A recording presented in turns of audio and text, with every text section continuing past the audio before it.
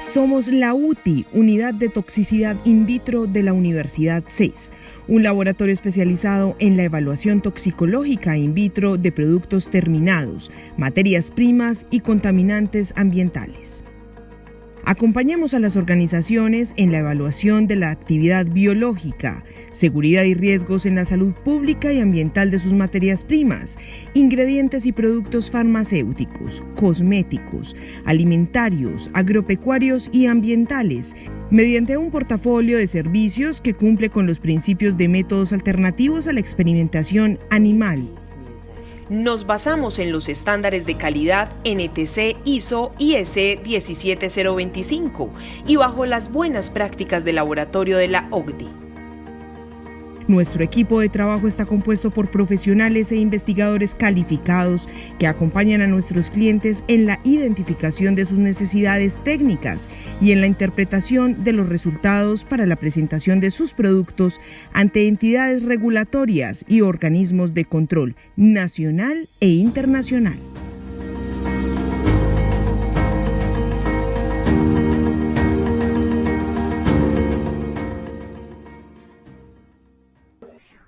Les damos la bienvenida. Mi nombre es Natalia Herrera y a nombre de la Unidad de Toxicidad In Vitro UTI de la Universidad CES, les damos la cordial bienvenida a esta tercera sesión de nuestro foro permanente de biocosmética. Este es un evento que cuenta con el apoyo del proyecto Colombia Más Competitiva y de la Embajada Suiza en Colombia.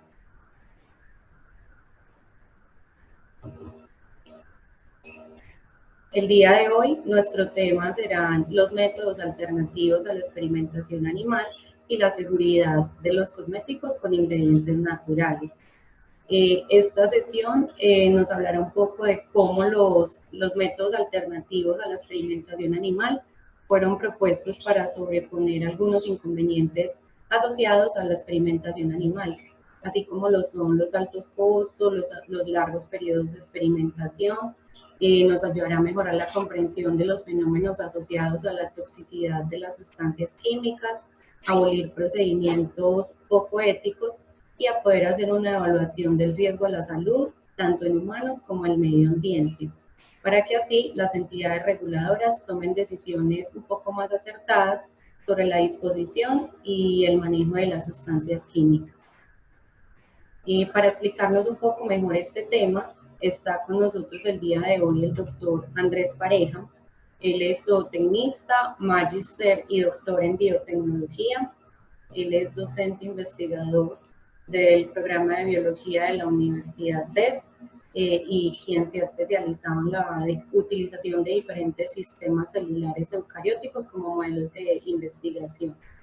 Además, ha venido desarrollando proyectos encaminados a la evaluación de la exposición ocupacional y ambiental de diferentes agentes potencialmente tóxicos, la evaluación toxicológica de diferentes sustancias, incluidos los extractos naturales provenientes de plantas, hongos, organismos marinos y productos con potencial uso en humanos, como son los cosméticos, los aditivos alimentarios, los fármacos, los biomateriales, entre otros.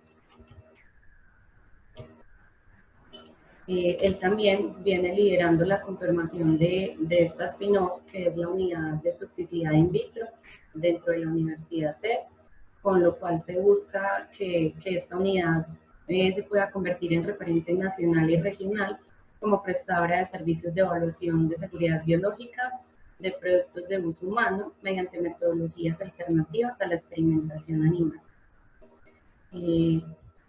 Algunas recomendaciones para nuestro evento. Contamos entonces con 2 horas, durante las cuales podremos aprovechar pues la exposición y tratar este tema junto al doctor Andrés. Ustedes pueden realizar inquietudes, tenemos disponible nuestro chat, o nos pueden levantar la mano para que les podamos dar la palabra y puedan activar sus micrófonos. El día de hoy me está acompañando mi compañera Erika, y entre las dos entonces estaremos pendientes de tanto del chat como de asignarles la palabra para que puedan interactuar o dirigir sus preguntas al doctor Andrés. Los dejo entonces con el doctor Andrés Pareja.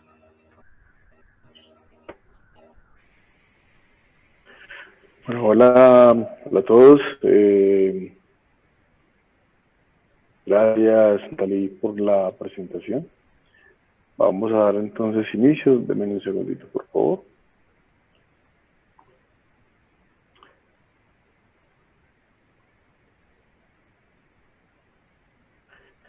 ¿Me confirmas, por favor, Natalie, si ya se ve la pantalla? Sí, señor. Listo, bueno, perfecto. Bueno, muy buenos días a todos. Hoy vamos a hablar un poco sobre los métodos alternativos a la experimentación animal y cómo se utilizan estos métodos para evaluar la seguridad de cosméticos. Antes que nada, pues quiero agradecer a Sustainga, que permitió la realización de este foro permanente de biocosmético. Esta iniciativa se enmarca dentro de un proyecto que se denomina Acelerando la competitividad de la industria cosmética de ingredientes naturales colombiano, en el marco del proyecto Colombia Más Competitiva. Igualmente, muchas gracias a la Universidad CES por permitir la presentación de este evento. Bueno, entonces es inevitable iniciar una presentación sobre los métodos alternativos a la experimentación animal sin hablar desde dónde viene todo este cuento. Realmente los primeros reportes que se tienen sobre la experimentación animal se remontan a la Grecia antigua, cuando Aristóteles empezó a hacer esos primeros estudios o esas primeras comparaciones anatómicas entre los animales, ¿cierto? Pero solamente fue hasta alrededor del siglo XV cuando se empezaron a documentar de manera regular esos experimentos en animales con fines de investigación. Y es indudable todo el aporte que han dado todos estos animalitos en el desarrollo de vacunas, de fármacos, de procedimientos biomédicos que se han venido desarrollando gracias a la experimentación animal. Y ahora pues nos enfrentamos a un fenómeno bastante interesante, y es que particularmente el sector cosmético es un sector de alto crecimiento económico en todas partes del mundo, y a pesar de las crisis, a pesar de todos los eventos como el que vivimos por ejemplo este año, es un sector que ha venido creciendo a pesar pues como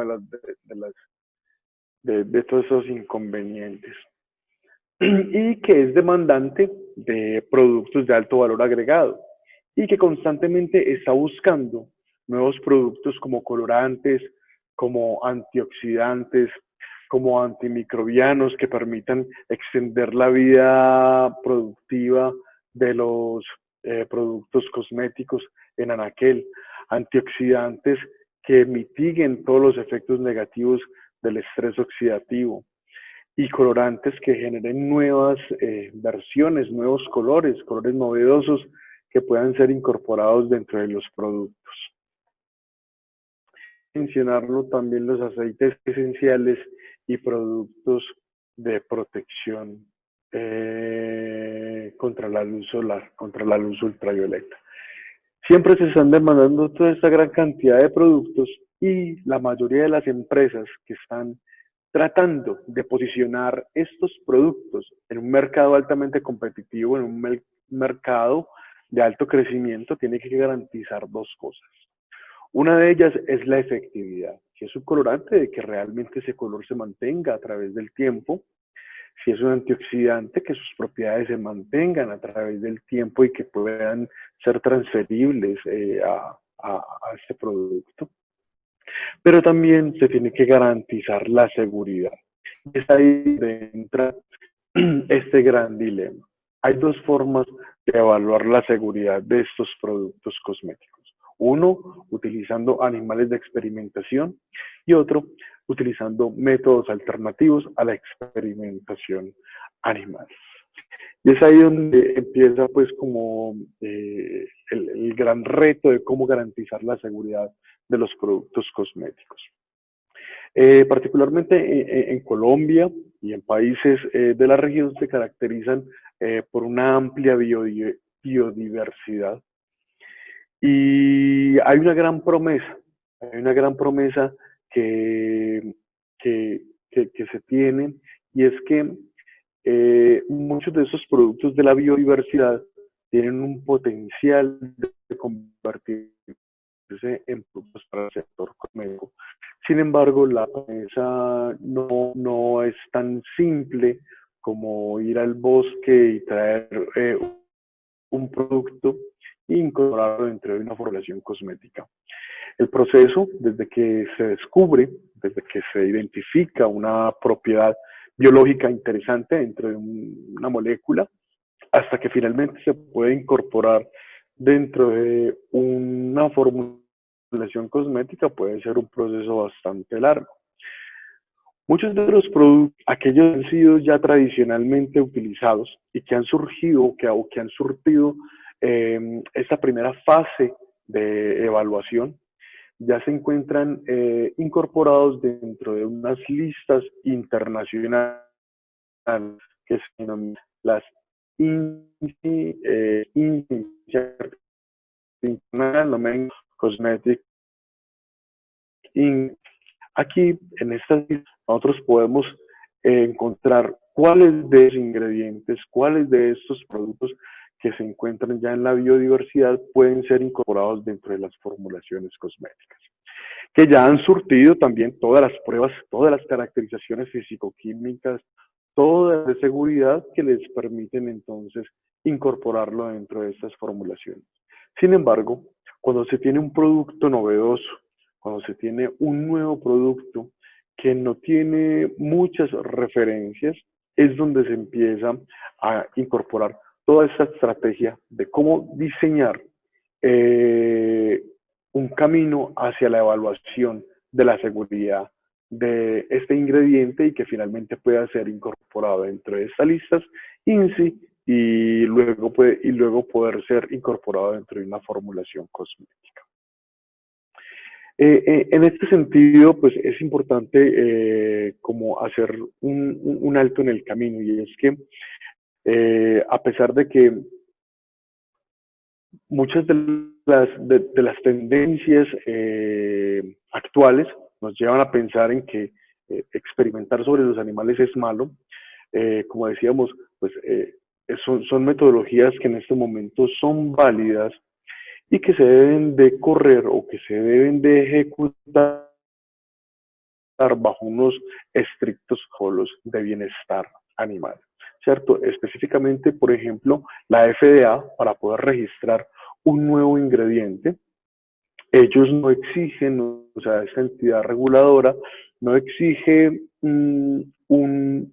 una serie de pruebas específicas, o no se exige que sean ejecutados mediante métodos alternativos a la experimentación animal, sino que ellos lo que exigen es que el productor, el comercializador de este ingrediente, tiene que encontrar dentro de las metodologías que existen dentro de la comunidad científica cómo garantizar la seguridad al consumidor final, ¿cierto? Y en ese sentido, pues se han diseñado entonces unos protocolos experimentales que se enmarcan dentro del marco regulatorio en el Federal Food, Drug and Cosmetic Act, ¿cierto? Donde se especifican los lineamientos mediante los cuales se tienen que desarrollar todas estas evaluaciones. Todo esto para garantizar que haya una respuesta, adecuada, que se pueda hacer una evaluación adecuada de estos productos, obviamente cuidando todo el tema del bienestar animal, garantizando pues, ciertas características dentro de la experimentación. En este sentido, se han desarrollado o se han hecho 3 postulaciones que se denominan las postulaciones de las 3R. Esas 3R obedecen entonces a un proceso de refinamiento, de revisión y reemplazo, que no solamente está pensado desde la FDA como una entidad reguladora pues en Estados Unidos, sino que desde EFSA y desde la Comunidad Europea se han establecido estos principios para garantizar una correcta experimentación en animales o una correcta o para garantizar que se rijan bajo los protocolos experimentales A3R. ¿Qué significa ese refinamiento?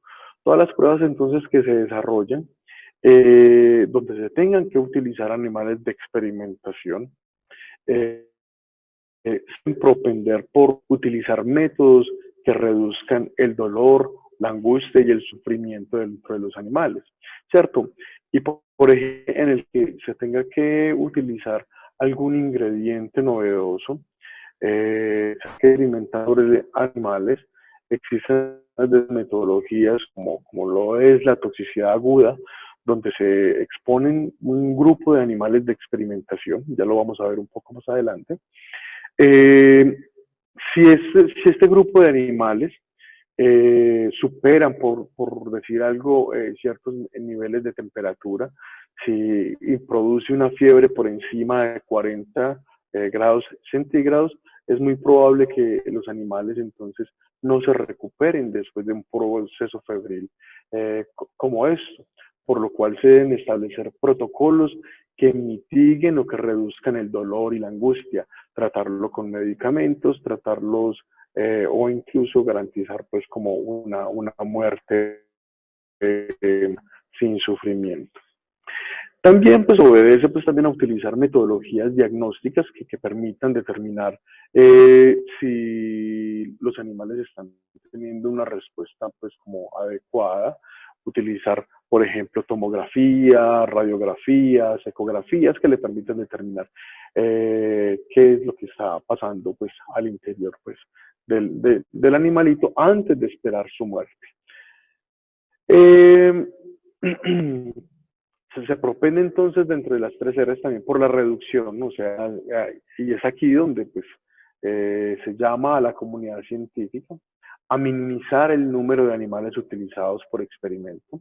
Entonces, es desarrollar metodologías, diseños experimentales que permitan reducir el número de animales por, por sustancia de prueba y que esto pueda optimizar, y eso va a permitir entonces optimizar el número de animales que van a tener que sacarse para poder garantizar la seguridad de un producto. Y finalmente, el reemplazo, que se refiere entonces a todas estas tecnologías o a enfoques que reemplazan o que quitan directamente el uso de los animales de experimentación. Es aquí entonces donde empiezan a jugar un papel importante todos alternativas de experimentación,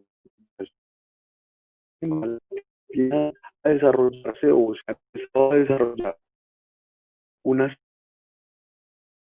serie de pruebas desde el punto de vista a permitir entonces ese reemplazo de los animales experimentales de una manera total, absoluta o parcial, ¿cierto? Entonces ese reemplazo puede ser total cuando se utilizan o cuando se desarrollan nuevas metodologías que utilizan tejidos, células en monocapa, modelos matemáticos, software o líneas celulares establecidas para diseñar una nueva metodología para explicar un fenómeno. O cuando es un reemplazo parcial, es cuando se utiliza todavía, por ejemplo, una porción del tejido para los experimentos que se desarrollan ex vivo, ¿cierto? O por fuera de los animales de experimentación. Ese reemplazo, pues también aquí se pueden incluir partes de los animales que han sido sacrificados para la obtención de carne, ¿cierto? Como los bovinos, como las aves, incluso como los porcinos.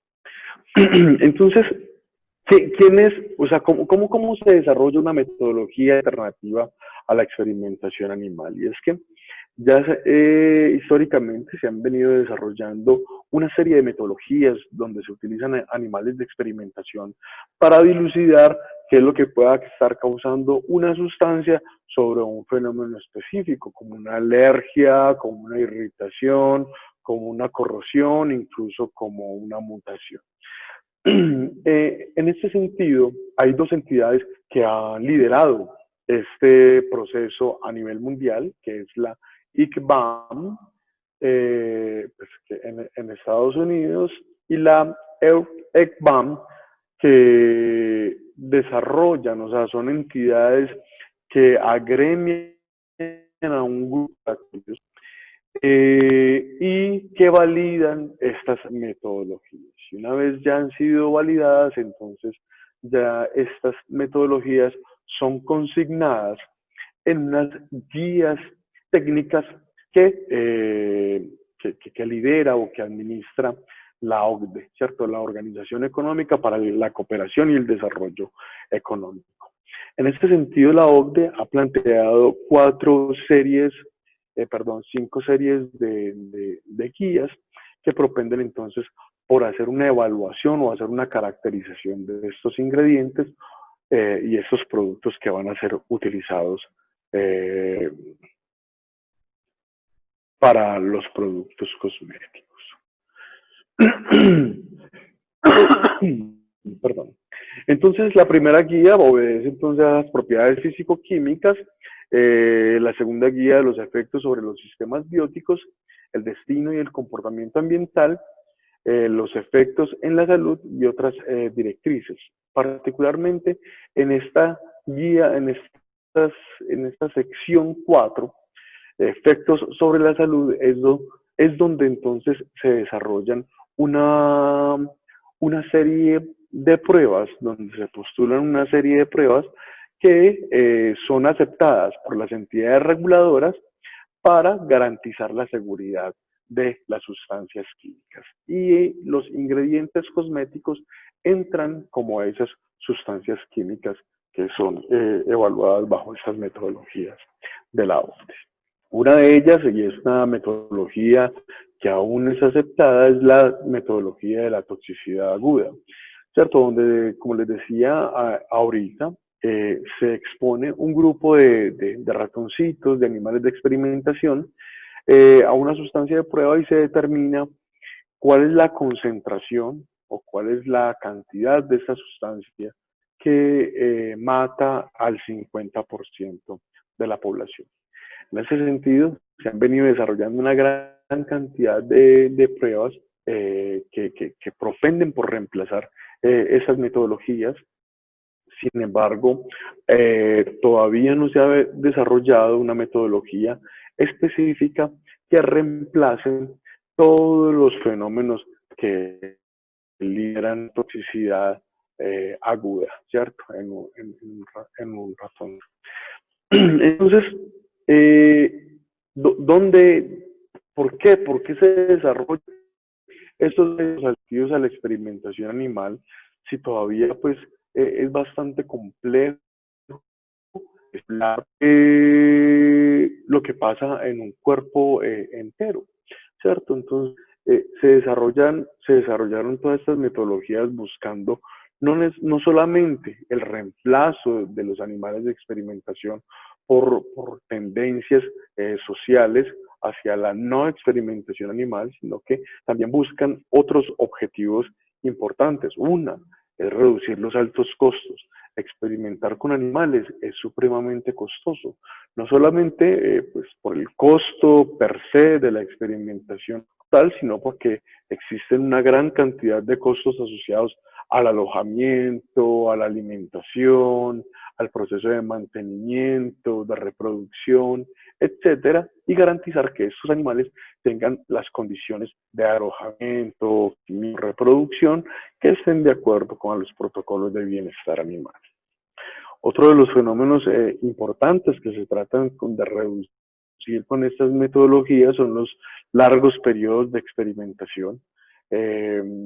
a medida que se conocen más los fenómenos biológicos relacionados con una variable específica, como puede ser la irritación ocular, como puede ser la irritación dérmica, se van refinando los modelos experimentales y ya no se requiere de exponer un grupo de animales por largos periodos a una sustancia para determinar si esta puede causar una irritación dérmica, por ejemplo.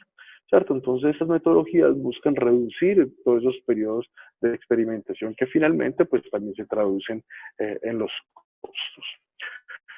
Una de las cosas más importantes por las cuales se han desarrollado todas estas metodologías es precisamente para mejorar esa comprensión de esos fenómenos asociados a la toxicidad de las sustancias, ¿cierto? Muchas veces no es tan simple como un análisis histopatológico para determinar realmente qué es lo que puede estar causando una sustancia prueba, una sustancia que se quiera evaluar, sino que pues ya con todo el advenimiento de todas las herramientas moleculares, de la comprensión de los sistemas celulares, se puede mejorar la comprensión de estos fenómenos y tratar de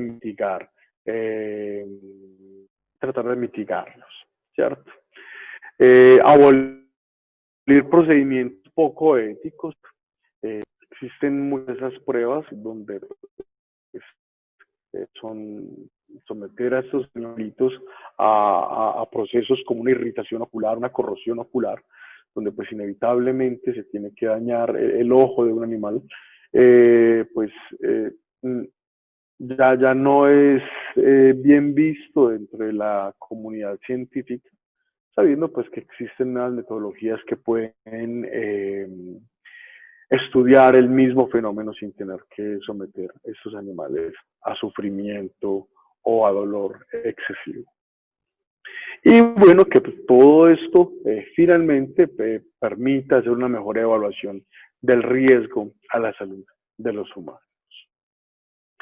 En este sentido, entonces, se han venido desarrollando modelos computacionales, ¿cierto? Uno de ellos es los programas SAR, Structure Activity Relationship, donde pues con una base de datos bastante grande y con todas las pruebas biológicas que se han hecho históricamente sobre las diferentes moléculas, esta me permitiría predecir en un cierto grado pues de confianza qué posibles efectos se podrían estar encontrando de esta molécula, en el caso de ser una molécula específicamente o una molécula bien caracterizada.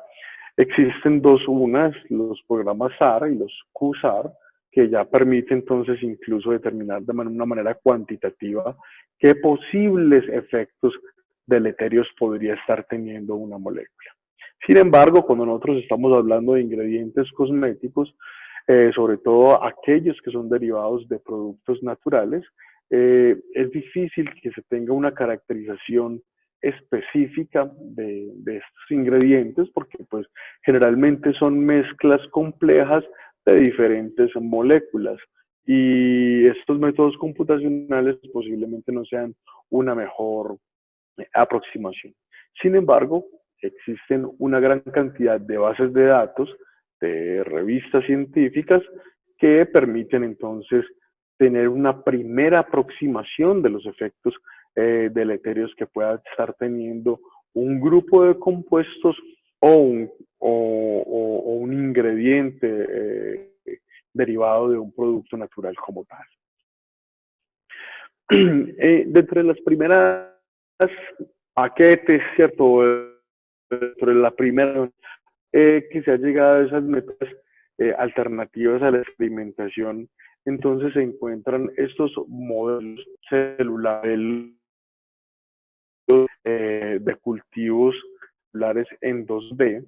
Y esto se ha logrado pues porque existen unos bancos que suministran o que permiten, que venden líneas celulares bastante bien caracterizadas. células provenientes de la piel, de la córnea, del sistema inmune y casi que de cualquier parte del cuerpo, nosotros vamos a poder encontrar células en estos bancos de células, ¿cierto? Aquí puse un ejemplo de la ATCC, que es uno de esos bancos de células más cercanos pues, a nosotros. Existe pues también su contraparte europea y existen diferentes bancos de células a nivel internacional que proveen estas líneas celulares para hacer las evaluaciones toxicológicas. Pero entonces, teniendo esta primera aproximación, entonces se encuentra este primer grupo de pruebas que se le hacen a las sustancias. El primer frente es entonces estas pruebas de citotoxicidad que me permiten entonces determinar el número de células que mueren después de la exposición a sustancia. Entonces, en el caso de que nosotros queramos probar un ingrediente dirigido hacia la piel, nosotros entonces podemos utilizar células provenientes de piel, las sometemos a diferentes concentraciones de la sustancia de interés y después de un periodo se puede determinar el número de células que mueren después de la exposición. Existen diferentes variables que se evalúan, una utilizando colorantes vitales. Existe una serie de productos que por su tamaño molecular no pueden ingresar a la célula si están vivas, ¿cierto? Pero cuando están muertas se pueden identificar, o al revés, hay células, hay colorantes que no pueden salir de la célula si la célula está muerta. Entonces, ese tipo de colorantes nos permiten a nosotros determinar a través de unas metodologías colorimétricas cuántas células murieron o no después del proceso, después de la exposición a esta sustancia de prueba. Existen otras métricas de citotoxicidad, como la prueba de NTT, que me permite determinar a través del metabolismo celular cuántas de esas células están vivas y con capacidad de operar y con capacidad de proliferar. Es una muy importante porque pues a nivel biológico que una célula tenga la capacidad de reproducirse es un indicador de la vitalidad, ¿cierto? De cuán viva están esas células. Existen otras variables como la dinámica de crecimiento, cómo puede alterar esa sustancia la dinámica de crecimiento de una línea celular específica y de esa manera se puede determinar. Se puede determinar entonces cuántas células mueren después de la exposición a una sustancia. Es como el primer frente que puede utilizar, determinar cuántas mueren y cuándo mueren de su exposición.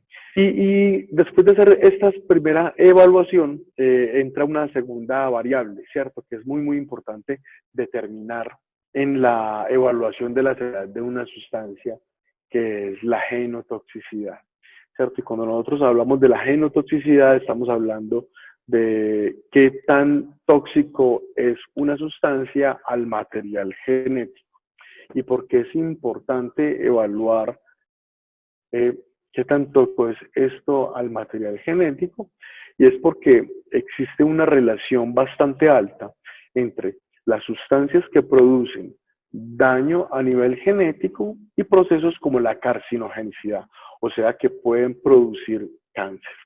En ese sentido, muchas entidades regulatorias, tanto la OECD, FDA, a través de sus diferentes directrices, han postulado que para evaluar esta variable se deben evaluar al menos tres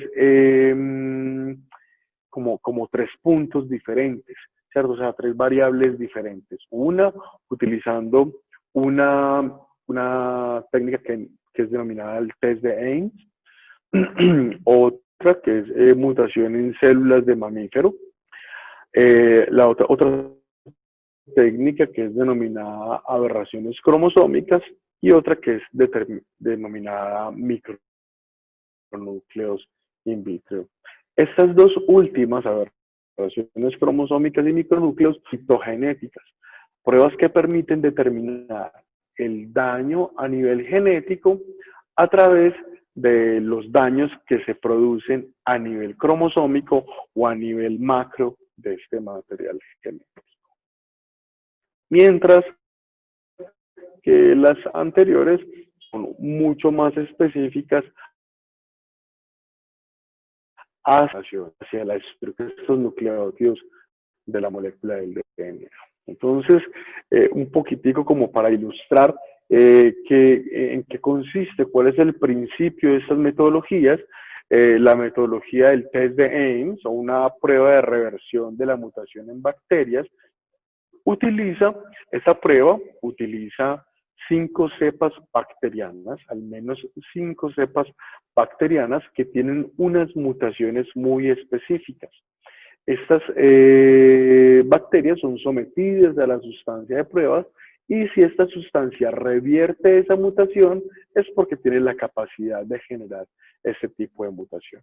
Como estas bacterias no tienen un sistema metabólico, las células de mamífero, entonces se tienen que correr esos experimentos bajo dos sistemas, sin activación metabólica y con activación metabólica. ¿Y en qué consiste este cuento de la activación metabólica? Y es que los sistemas eucarióticos, ¿cierto? O los sistemas celulares o mamíferos como el nuestro, tiene una serie de enzimas que son encargadas de la detoxificación de sustancias, ¿cierto? Sin embargo, en ese proceso de detoxificación pueden estar activando algunos promutágenos y convirtiéndolos en mutágenos como tal. Es un fenómeno un tanto complejo, pero que se tiene que suministrar un sistema metabólico exógeno para poder simular este fenómeno que sucede en las células de mamífero. Otra de las pruebas, entonces, que se propone, entonces, para evaluar esta variable de la genotoxicidad es la mutación del gen timidinquinasa. Para eso se utiliza una línea celular que se denomina L5178, que tiene una heterocigosis para el gen de la timidinquinasa que actúa en la vía de nucleótidos, ¿cierto? Y si, en resumen, si las sustancias de prueba causan mutaciones dentro de esta línea celular, entonces nosotros vamos a poder identificar crecimiento de estas colonias. Otra de las pruebas entonces que se utiliza para determinar entonces esta variable de genotoxicidad es la prueba de micronúcleos. Y aquí nos vamos entonces un poquitico, un recorderis de cómo es parte del ciclo celular, sobre todo este fenómeno de la mitosis, donde a partir de una célula madre se producen dos células hijas, pero que al ser tratadas, estas células con una sustancia que se llama la citocalasina B, nosotros podríamos evitar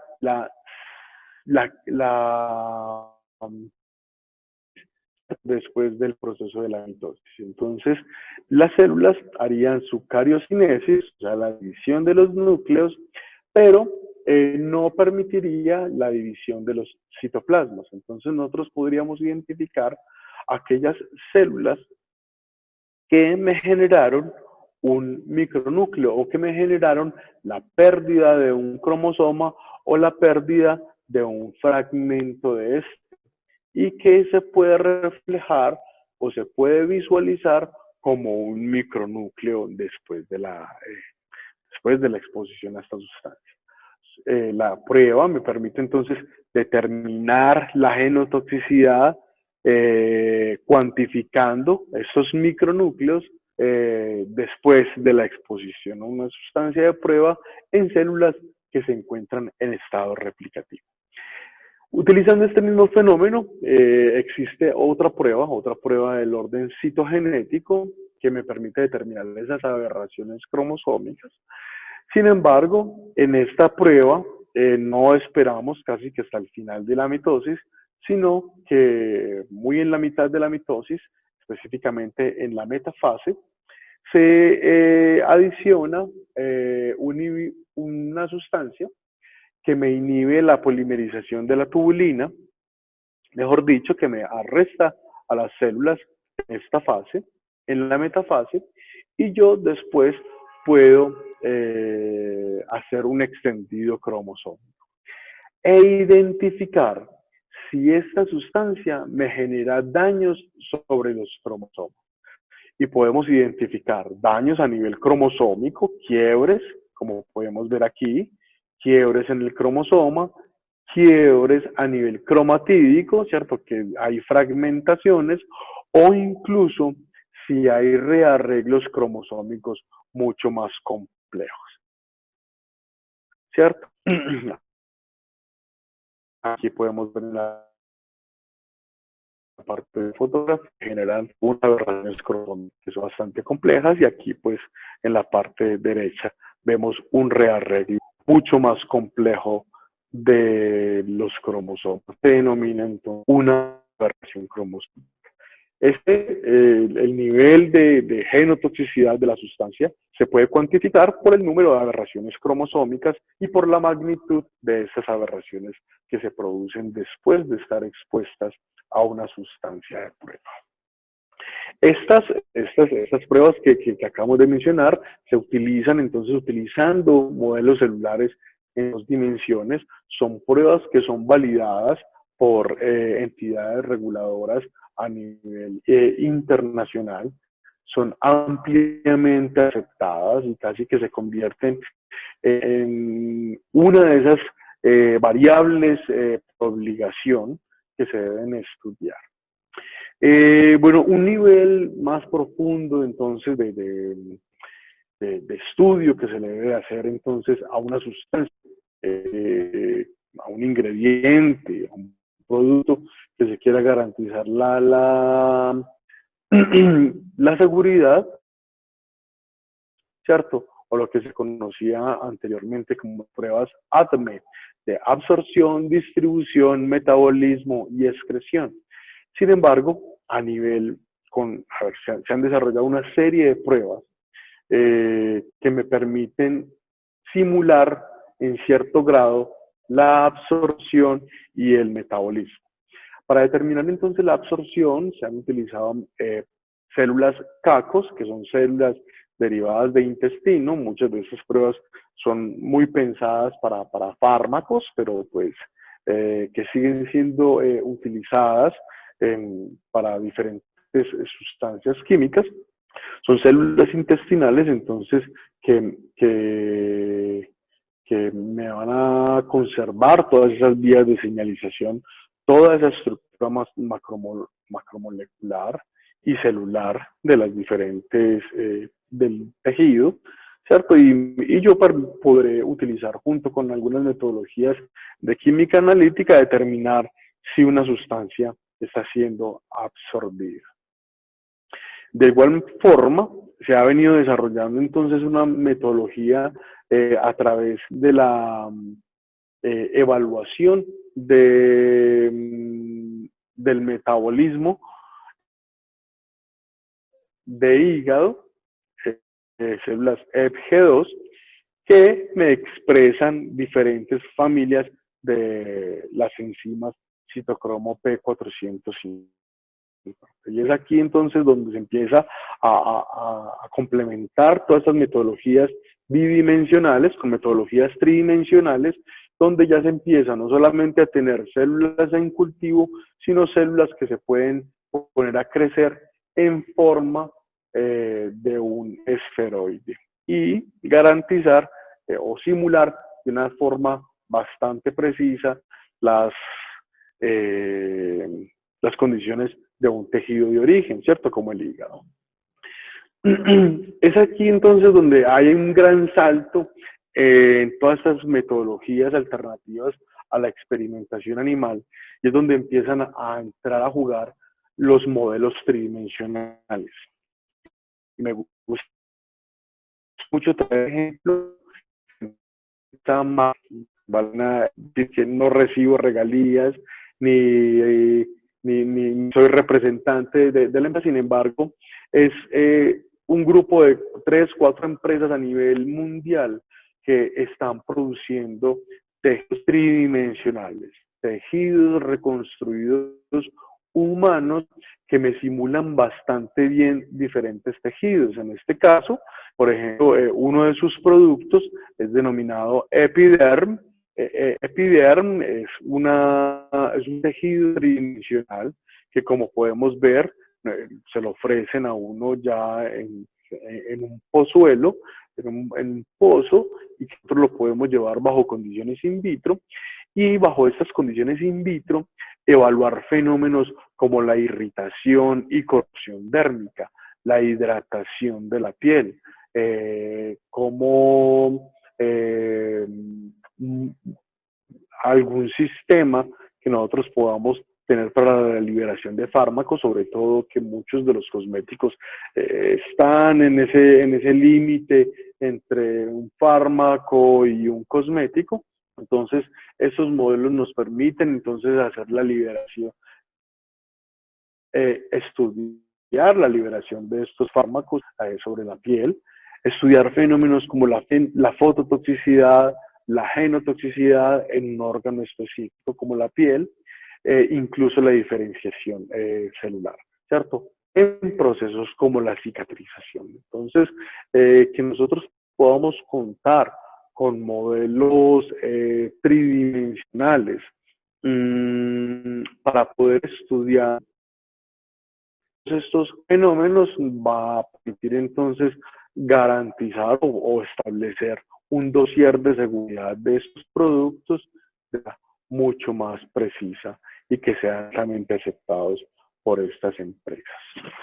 Sin embargo, cuando nosotros nos metemos un poco en estos modelos tridimensionales, entonces aquí empiezan a encontrarse otras pruebas que son bastante utilizadas, que son mundialmente aceptadas, ¿cierto? Como la metodología de BCOP, donde utiliza entonces córneas bovinas, que son sobre estos dispositivos, sobre estos pequeños plataformas metálicas, donde se tienen 2 cámaras y se puede estudiar fenómenos como la irritación o la corrosión ocular a través con un opacitómetro o con el paso de fluoresceína de una cámara a la otra, ¿cierto? Entonces, son metodologías que utilizan entonces tejidos de animales sacrificados en matadero para poder evaluar una variable como lo es la irritación y la corrosión ocular. En ese mismo sentido, también pues se han venido desarrollando una serie de metodologías como la metodología HeadCam, que utiliza entonces pues pollitos en proceso de desarrollo, y donde se evalúa bastante bien el sistema,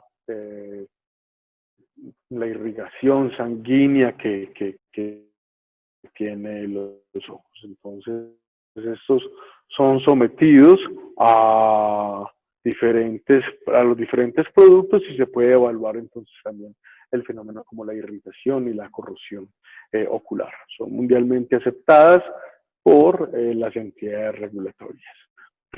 Otra de las pruebas entonces que se utiliza en este momento, pruebas a corto plazo, es utilizando entonces estas células de córnea de conejo, que luego son sometidas a esta sustancia de prueba y a través de metodologías de citotoxicidad se puede determinar entonces, puede ser una exposición a corto plazo de una sustancia de prueba. Todas estas metodologías son metodologías que se pueden utilizar una u otra dependiendo del laboratorio y dependiendo del el nivel de seguridad que se requiera a las sustancias.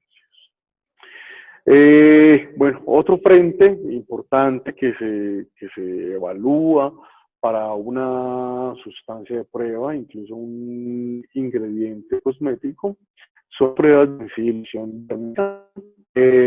Históricamente se han hecho estas pruebas sobre cobayos o sobre conejillos de Indias.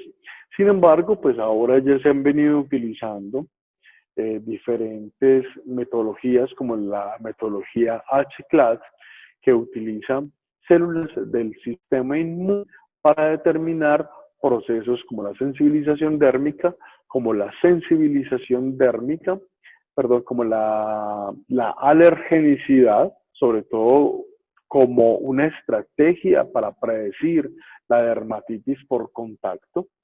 Sin embargo, pues estas metodologías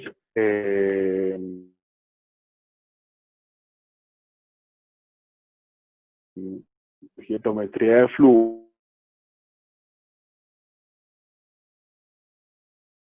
bastante costosos y que pues para laboratorios experimentales importantes en este tipo de equipos para poder llevar a cabo, para poder ejecutarlas y poder ofrecerlas como un servicio.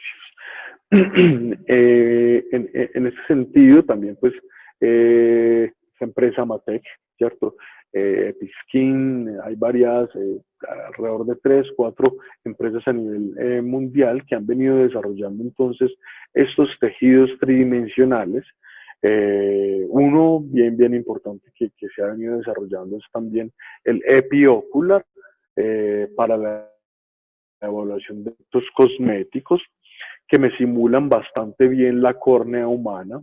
Nosotros podemos obtenerlos entonces como pozuelos, un tejido que se encuentra sobre una malla y donde se pueden evaluar diferentes fenómenos como la irritación y la corrosión ocular, ¿cierto? O daños graves oculares.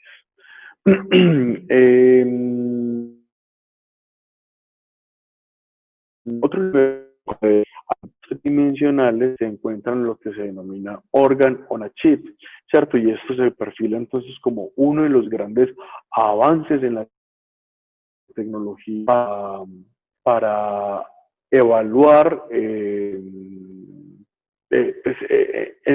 órganos muy específicos. Bueno, voy a dejarlos solo un momentito video. And toxins. The device, which is lined by human cells, mimics the en este tipo de tecnologías, pues, nos hace una mera aproximación a un órgano completo, porque pues las metodologías que hemos estado viendo son metodologías que extraen a las células de su órgano de origen, las llevamos in vitro, generamos un modelo experimental. Sin embargo, las células, pues, bajo estas condiciones, expresan gran parte de sus características del tejido de origen, pero no del todo.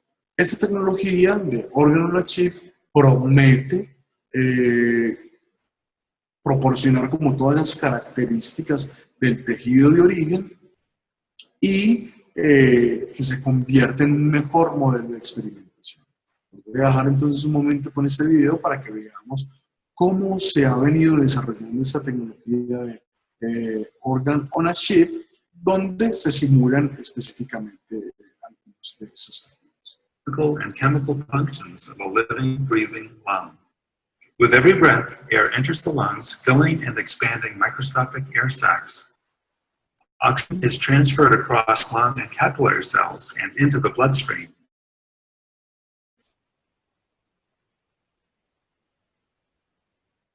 This also form on a chip is, but it contains tiny hollow channels created using microchip fabrication techniques. Porous, flexible membrane separates the two channels at the center of the device. The opposite sides of the membrane are lined by lung and capillary blood vessel cells. This mimics the arrangement of lung and blood vessel cells in the air sac of the lung. Application of cyclic suction in side channels makes the entire flexible sheet and cells stretch and relax rhythmically, just like our lung cells do when we breathe. In the lung-on-a-chip device, it flows over the top of the human lung cells, and a liquid medium containing human white blood cells flows below the capillary cell layer. To test how well the lung-on-a-chip device replicates response to bacteria, and we introduced white blood cells to the blood channel. We then saw the white blood cells migrate across the capillary cell layer, through the pores of the central membrane, and into the airspace where they engulfed bacteria. Here's a video that shows this response in real time viewed through the device. The tissue cells are not visible here, but we can see white blood cells flowing freely in the capillary channel of the device, just as they do in blood vessels of a healthy person. But when we infect the air channel by adding bacteria, the immune cells abruptly stick to the surfaces of the capillary cells on the opposite side of the membrane, located directly below the infection site. Here is a magnified view showing a migrating white making its way through the first capillary cell layer, wriggling through the pentagonal hole in the flexible membrane, and then moving out of focus to the other side. When viewed from the air channel, with all cells visible, you can see a round white blood cell popping up from below. Just like in a real lung infection, the white blood cells, which are now colored red, engulf and kill the clean bacterial invaders. The lung-on-a-chip can also mimic the toxic effects of airborne nanoparticles on the lung. In fact, experiments with the device led to the prediction that breathing increases their absorption into the bloodstream, and this has been confirmed in animal studies. Bio-inspired microdevices that can mimic whole human organ function, such as the lung-on-a-chip, could potentially replace animal testing and bring new therapies to patients faster and at lower cost in the future.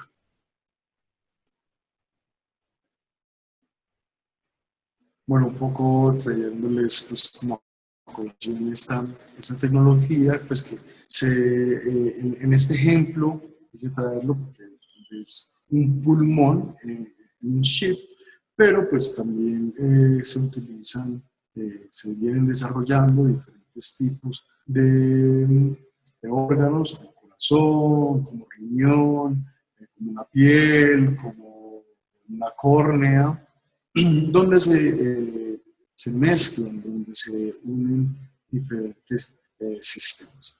Eso permite entonces generar modelos experimentales mucho más cercanos a los modelos humanos y que nos permiten entonces tener una mejor aproximación para la evaluación de la seguridad de los diferentes productos.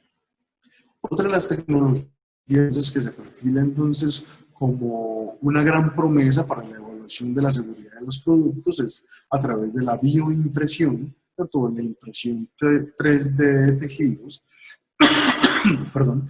Esta tecnología entonces nos permite entonces a nosotros mirar dos grandes desarrollos tecnológicos.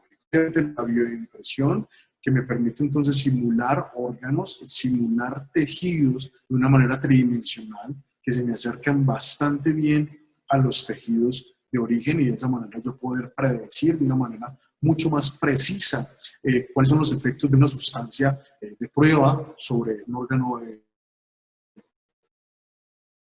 específico. Pero también entonces combinar con esta tecnología del cultivo de células y de los hidrogeles, ¿cierto? Donde ya a través de la generación de capa por capa, yo puedo ir generando tejidos tan complejos como una oreja, pero pues ahora nos pensamos en tejidos como la piel, como una córnea, como vías aéreas, como una mucosa, como una mucosa oral, como una mucosa vaginal, que también nos permite entonces a nosotros simular bastante bien las diferentes capas de cada uno de estos tejidos. Eh,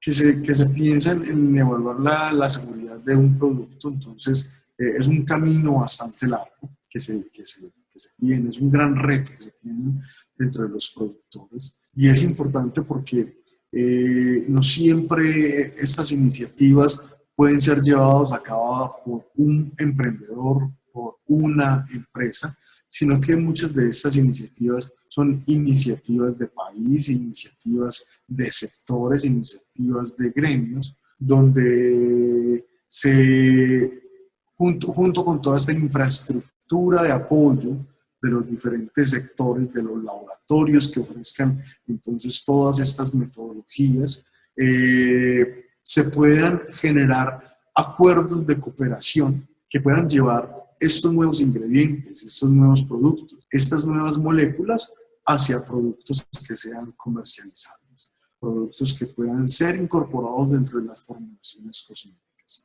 Y aquí entran a jugar papeles muy, muy importantes. Uno de ellos es que el nivel regulatorio, ¿cierto? Es muy importante poder garantizar la seguridad de estos productos para que puedan ser registrados y estos finalmente poder ser comercializados, pero también juega un papel importante específicamente los productos cosméticos.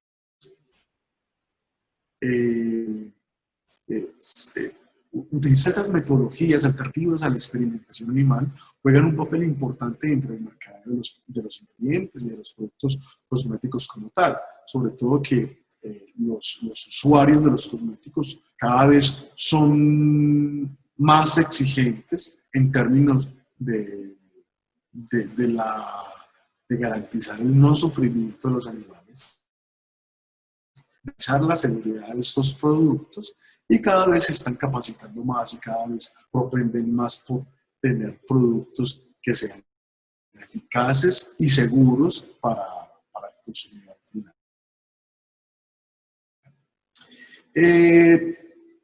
Existen diferentes de construir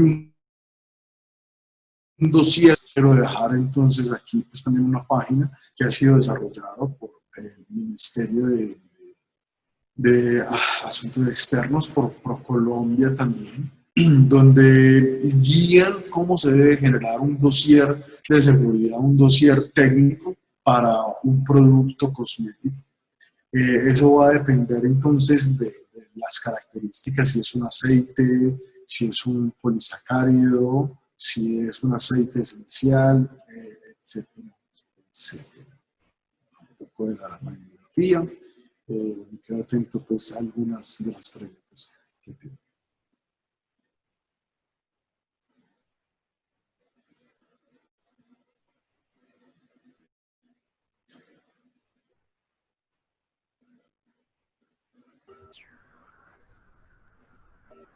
Bueno, no, invitar entonces a las personas que tengan dudas, inquietudes, activar sus micrófonos o levantar la mano para darles la palabra.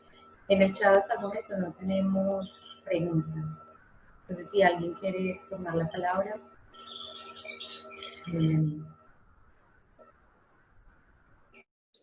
Un poco la iniciativa que nosotros tenemos desde la Universidad CES y desde el grupo de la unidad de toxicidad in vitro es precisamente ofrecer diferentes métodos alternativos a la experimentación animal para el desarrollo de productos cosméticos. En la actualidad se vienen trabajando con empresas de seguridad.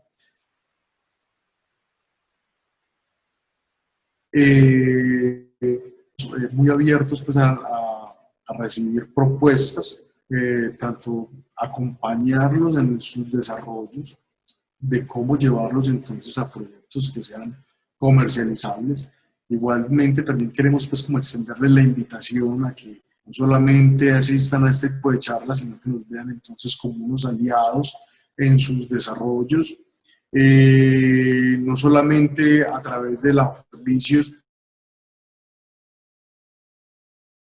de seguridad, sino también a que se conecten con productores productores de ingredientes, productores de productos cosméticos que se vienen desarrollando en el marco pues, de diferentes proyectos.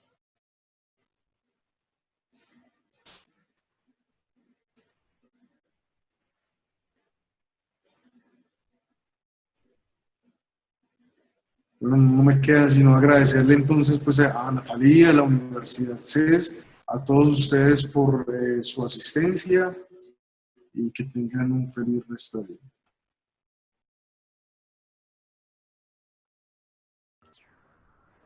Muchas gracias. Les quiero compartir entonces el tema de nuestra próxima sesión dentro de 8 días, también a partir de las 9 de la mañana. Estaremos entonces con la doctora Elizabeth David, tratando el tema de proclamas en cosméticos con materias primas de origen natural. Ella es química farmacéutica de la Universidad de Antioquia, también doctora en ciencias farmacéuticas y alimentarias, y tiene 10 años de experiencia en investigación de matices de origen natural, tanto en la caracterización física de metabolitos secundarios como en su uso en los productos farmacéuticos. En esta sesión dentro de 8 días se presentará pues, en un lenguaje sencillo cómo podemos interpretar y hacer uso de la información que contienen las etiquetas de los cosméticos con materias primas de origen natural. Los esperamos entonces dentro de 8 días con este tema junto a la doctora Elizabeth y invitarlos para que hagan parte de nuestra rueda de negocios de biocosmética. Será como el evento de cierre de nuestro foro. Va a ser el sábado 12 de diciembre a partir de las 9 de la mañana. Las empresas, ya sean productoras, comercializadoras que quieran participar, me pueden contactar a mi correo que es nmherrera@ces.edu.co para que estén ahí pues de alguna manera presentando sus empresas, mostrando lo que hacen con respecto pues, a este sector de cosméticos naturales. También agradecerles entonces a todos por su asistencia, al doctor Andrés, a Erika, y esperamos entonces verlos dentro de 8 días.